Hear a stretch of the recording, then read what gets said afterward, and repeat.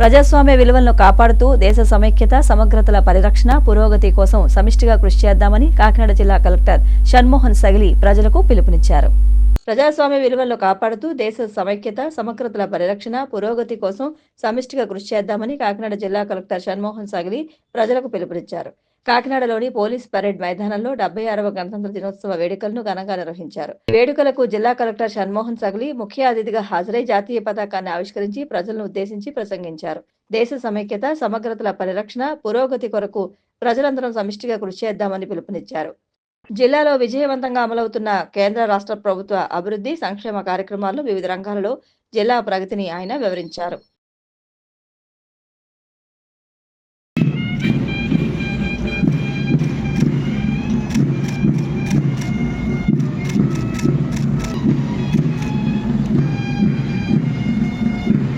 ప్రగతిశీలమైన ఆలోచనలు చేస్తూ ధీరచిత్తులై విజయ పథాన పురోగమించాలి అనే ఆశయ సాధనతో, అటువంటి ఆశయాలతో మంచి వృత్తి ఎన్నుకొని ఎంతో కృషి చేసి 249 రూపాయల సగటు వేతనం అందిస్తూ 61 లక్షల పని దినాలు కల్పించాం.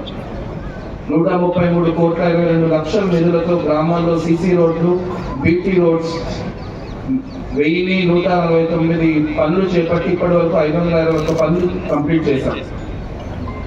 జిల్లాలో 1253 పాఠశాలలో చదువుతున్న 133,258 మంది పాఠశాల విద్యార్థులతో పాటు ఇంటర్మీడియట్ విద్యార్థులకు కూడా డాక్టర్ సీతమ్మ మధ్యాహ్న భోజన పథకం అమలు చేస్తున్నాం.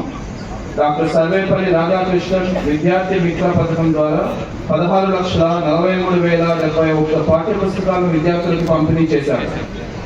డాక్టర్ ఎన్టీఆర్ వైద్య సేవా పథకం కింద ఇప్పటి వరకు 176 కోట్ల రూపాయల విలువైన 93,142 చికిత్సలను పేదలకు ఉచితంగా అందించారు.